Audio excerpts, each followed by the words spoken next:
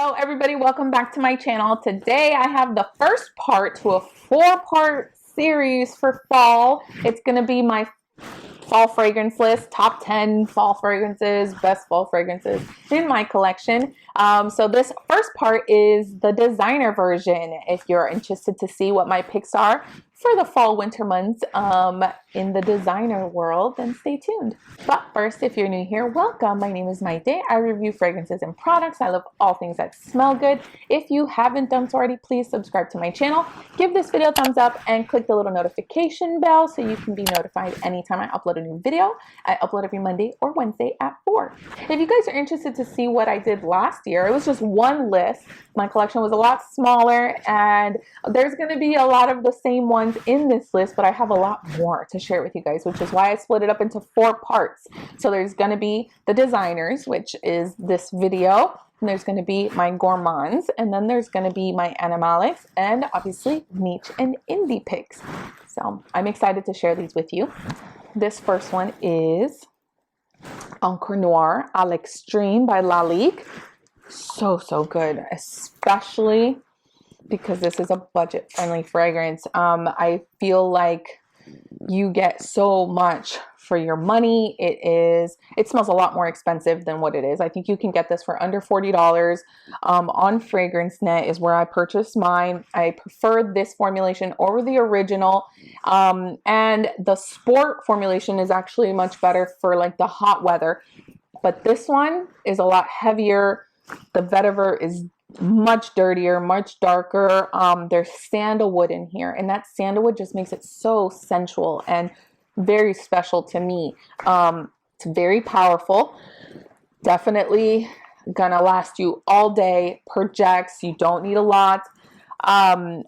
The sillage is beautiful. It leans a bit masculine, but if you love earthy fragrances, then I feel like it's more unisex. I wear it, I love it. But if you're not used to like that very dirty vetiver, then this may be a little bit too masculine for your taste. But because it is so budget friendly, it's definitely worth checking out in my opinion, and I think it would be very beautiful in the fall and winter months. This is Encre Noire à l'Extreme. Next up, a classic scent. This is Opium by Yves Saint Laurent.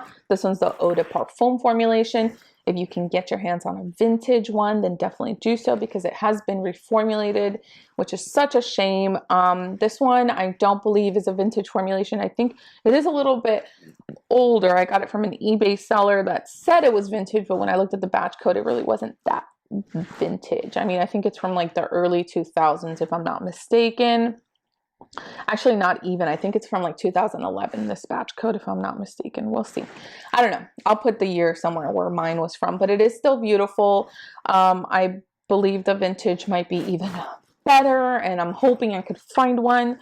It is so like mature and alluring and mysterious and dark, and the amber is so like rich in here, and the florals are heavy, which is why I say more in the cooler months, because I think for me it gets a little bit suffocating in the hot weather, so I haven't been wearing this one as often. But if Florida ever decides to cool off, I will definitely be wearing Opium by Yves Saint Laurent.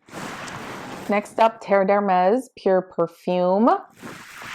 A lot richer, a lot more body than the EDT. This one has a fresh green citrus opening. It's a little bit sharp, but that dry down is smoky and rich and voluptuous and just everything I love. This is a woody sheep. I love saying that word. This is a woody one. And I think it's fantastic. I think it definitely is unique. I love this one, you guys. I love it. And I think it will perform better. I think it would just play better with my skin in the colder months. So if you haven't checked out Terre, the Pure Parfum is beautiful, but also the EDT. So if you don't like the Pure Perfume, try the EDT. I feel like they have similar vibes, but like I said, this one's just more more dense, and sits heavier on my skin. So this is Terre Pure Perfume. Another Parfume formulation. This is Eau Sauvage by Christian Dior, the Parfume.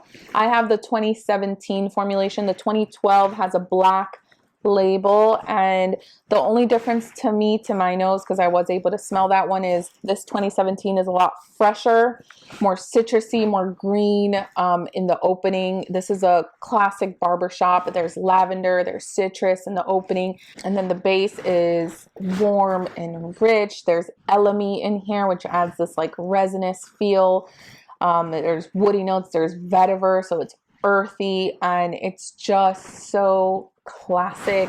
I love this one more on my husband, but I love wearing it as well. I think it is unisex if you want it to be, if you're into a little bit more masculine fragrances, because I do think it leans a little bit masculine because of that barbershop feel, but it is like a suit and tie fragrance. It just makes you smell put together, fresh, but sensual. It's very nice, you guys. If you are looking for something that's going to make you smell sexy and put together and like you just exude confidence, check out Eau Sauvage Parfum by Christian Dior. Next up, one of my more unique fragrances from a designer. This is Tom Ford's Black Orchid. Oh, this one was on my list last year. There is chocolate and incense and truffles in here. It is a floral sheep, and it's really, really good, you guys. Like, I'm not super into Tom Ford. There are a few that I like. I like the more unique ones because I think they're so expensive. So I want to get something that I feel is worth the money, and this one's definitely worth the money. It is unique. You're gonna smell mysterious. It definitely makes me feel very like, I don't know, elegant and like a grown woman. It is so nice. There's florals, there's jasmine in here. It is heavy, you guys, so definitely not one I wear when it's hot outside, but when it cools off, absolutely. This is Tom Ford's Black Orchid. Next up, the beautiful Miss Dior Le Parfum by Christian Dior. Sweet, so sweet and like syrupy. There's like a syrupy sweetness, but it's not cloying because there is a little bit of powderiness. The rose is kind of like a lipstick rose, and there's amber and vanilla. It is so delicious, you guys. There's patchouli, so there's a little bit of earthiness in the dry down. The original is not my favorite now because they've reformulated it. I used to wear Miss Dior, the original. I think it was called Miss Dior Sherry or something way back when I first started wearing perfumes, but this one is now my new favorite formulation. I was able to smell the vintage Miss Dior from, I believe, the 60s. I'll put that up somewhere, but awesome fragrance friend, thank you, Carter, sent me some vintage formulations to try, and the original Miss Dior, oh my god, you guys, I can't believe how much they've reformulated it and how different it is from the vintage. If you can get your hands on a vintage Miss Dior original, it is worth it. It is so good. Like, it's what perfume is supposed to smell like. But this is much sweeter, but it's still just as beautiful. I think it still has that same patchouli note and that same kind of ambery feel. It's just sweeter and juicier. But the rose in here, I think it's probably my favorite rose composition is in this perfume. This is Miss Dior Le Parfum. Next up, Bleu de Chanel Parfum. Another parfum formulation because they're just heavier and richer and everything that I like. The EDT is just citrus, very citrusy, and I'm not that into citruses. I do think that this starts off citrusy, but the dry down is like it leaves like a coating on your skin. It is a monster. It's woody and citrusy, and I believe there's some vetiver in here. There's sandalwood in here, which it makes it a little bit creamy and just so nice, so nice, so nice. There's absolutely nothing wrong with designer fragrances, especially if they smell like this. This is so well blended. It is a beautiful one from Chanel. Check out Bleu de Chanel Parfum. So this next one, Santal Royal by Guerlain. This is from the Les Absoluts d'Orient collection. So this comes in a pretty little bottle. It's all black.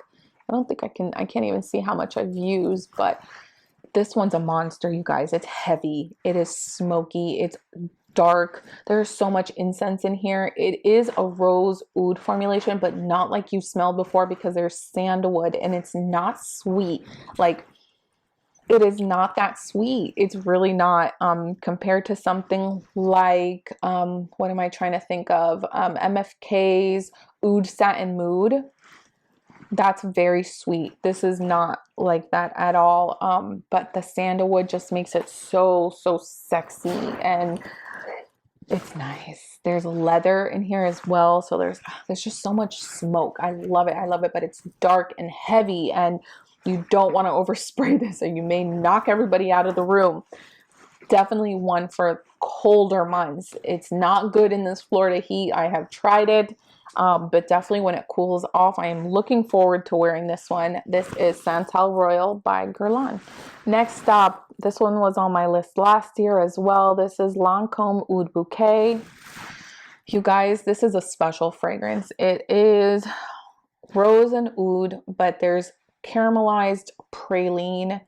It's verging on gourmand. It probably would be considered a gourmand. It is very sweet, but not cloying. There's so much spice. There's like cinnamon, a lot of sweet spices. The oud is rich and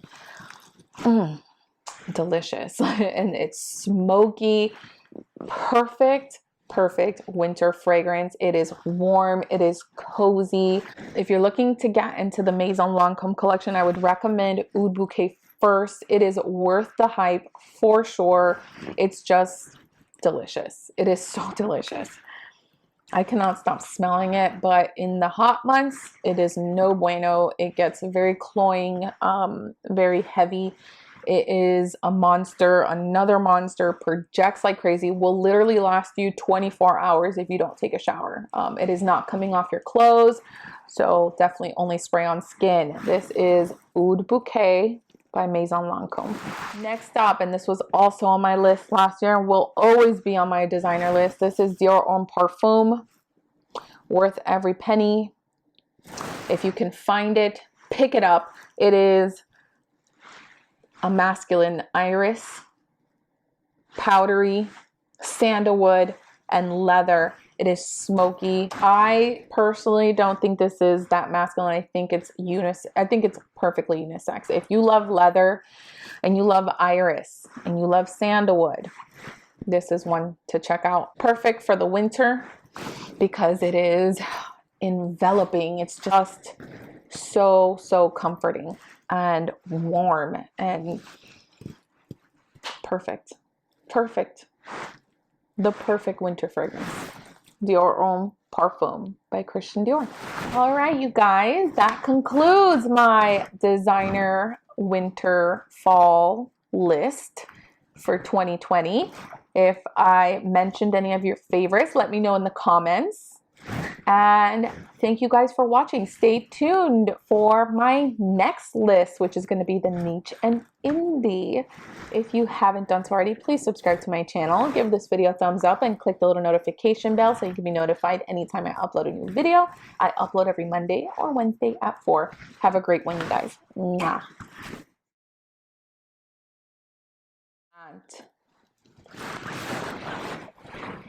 I don't know. Haven't checked out not Sauvage, no thank you, but perfect for the summer because it's for the summer.